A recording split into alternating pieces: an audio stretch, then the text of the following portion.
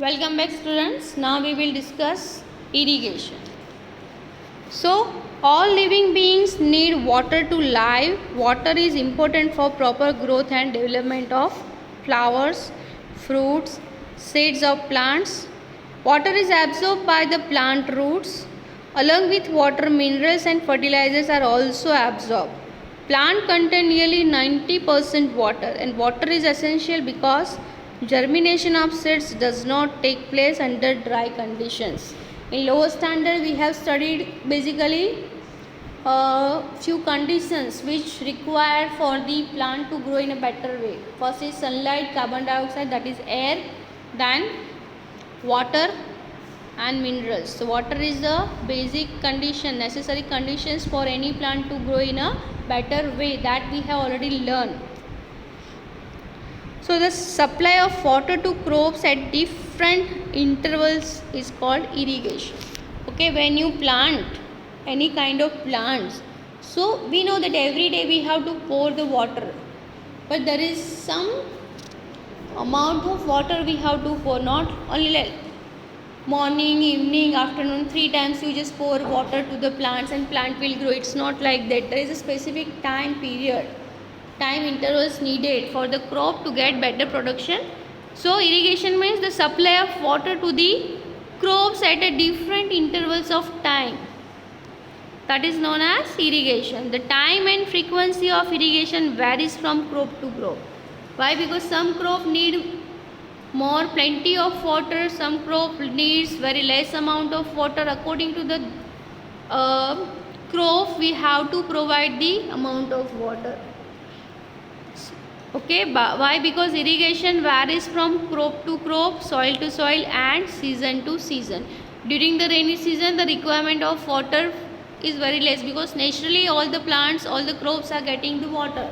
Unnecessarily we ourselves do not provide water.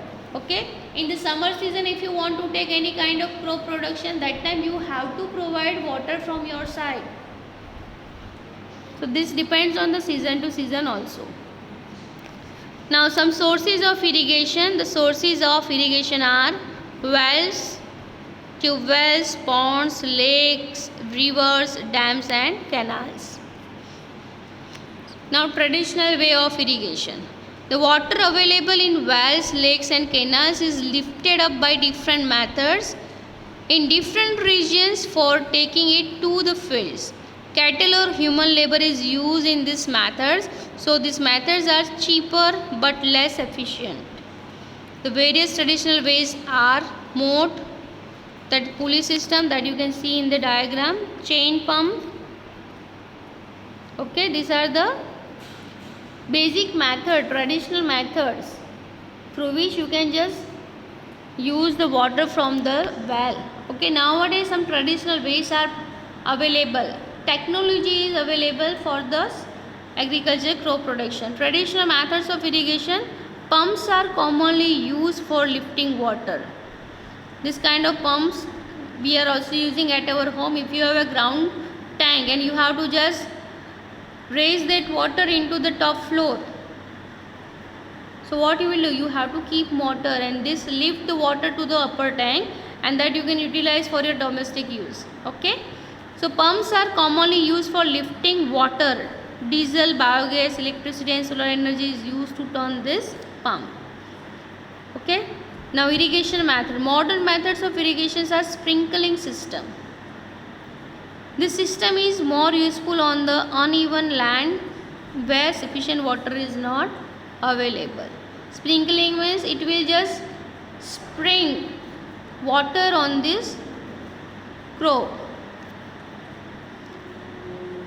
The perpendicular pipes having rotating nozzles on top are joined to the main pipeline at regular intervals when water is allowed to flow through the main pipe under pressure with the help of a pump. In this system, the water falls drop to drop just at the position of the roots. Where there is a roots, on that roots the water supply is directly go. So what happen? The water is directly absorbed by the soil and it will directly take by the roots. So there is no wastage of water. It is the best technique for watering fruit plants, garden and trees. The system provides water to plants drop by drop. Water is not wasted at all. It is a boon in regions where availability of water is poor. There are some regions where there is a water scarcity.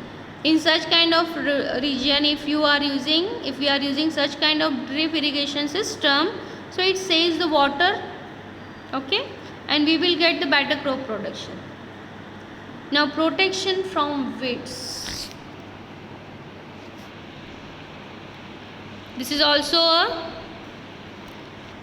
very important steps in the agriculture processes, weeds and weeding.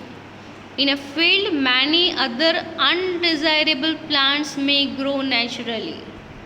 Okay, with the main crop, undesirable plants may also grow naturally. We are not going and planting that weeds. It naturally comes out from with the plants. They are undesirable plants. These undesirable plants are called weeds. The removal of weeds is called weeding. Weeding is necessary since weeds compete with the crop plants for water, nutrients, space and light. Thus, they affect the growth of the crop. Suppose if you just main crop is there and along with the main crop you have undesirable plants. So what happen? The requirement of both plants are same. Sunlight, air, water, minerals, light, everything is same. But our main focus is our main crop, not that undesirable plant. So why should we provide everything to that plant? Because it is useless. Okay, it competes to the main crop, so we have to remove that. Okay, so tilling before sowing of crops helps in uprooting and killing of weeds, which may then dry up and get mixed with the soil. So before we take any kind of crop production, if you have such kind of undesirable plants on the field, so first we have to remove that, keep that plants on the soil, it becomes the manure. Okay. Weeds are also controlled by using certain chemicals called weedicides like 2,4-D. These are sprayed in the fields to kill the weeds. They do not damage the crops. The weedicides are diluted with water to the extent required and sprayed in the fields with a sprayer.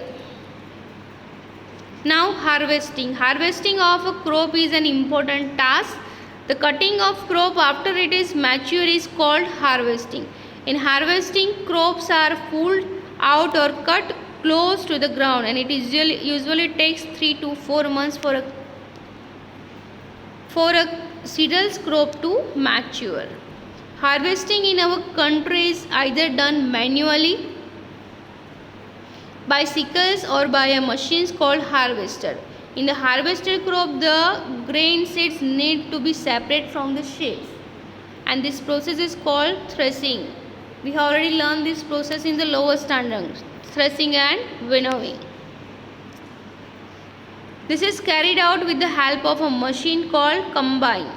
Farmers with small holdings of land do the separation of grain and sheaf by winnowing. Now after harvesting, the main process is storage. If you have tons of cereals, wheats, grain, tons of crop production, then it is not possible to store that crop at your home in the field. Okay, so we have to store the harvested crop in a proper and safe place. So storage of produce is an important task. It is, if the crop grains are to be kept for longer time, they should be safe from moisture. They should be safe from insects, rats and microorganisms. Otherwise, all the grains will become rotten, spoiled. It is not edible then. So the fresh crop has more moisture. If freshly harvested grains are stored without drying, they may get spoiled or attacked by organisms. losing their germinating capacity. So farmers store grains in jute bags or metallic bins. However, large scale storage of grains is done in silos and granaries to protect them from pests like rats and insects. Dried neem leaves are used for storing food grains at home. For storing large quantities of grains in big godowns, specific chemical treatments are required to protect them from pests and microorganisms. Some activity is there. So this is related to your animal husbandry. If you want to get milk, so we know that we have to cow, buffalo and sea goats, sea camel. These are the sources from where we are getting the milk food. If you want to egg, you have hen is there to get the egg. If you want to get meat, then so some animals you have to take care. Not only of small quantity but on a big large scale. So that process is known as animal husbandry. Along with the field work, if you are taking care of some group of animals for the product of animal like milk, meat or eggs, so that is comes under animal husbandry. So let's see what is that. So animals reared at home or in farms have to be provided with proper food, shelter and care. When this is done on a large scale, it is called animal husbandry. Okay, so this is all about your chapter. Keywords are given over here. If you want, you can go through it. If you have any question and query, you can ask me. Next, we will discuss the question answers of this. I will provide you the answers that you have to write in your notebook compulsory. Thank you.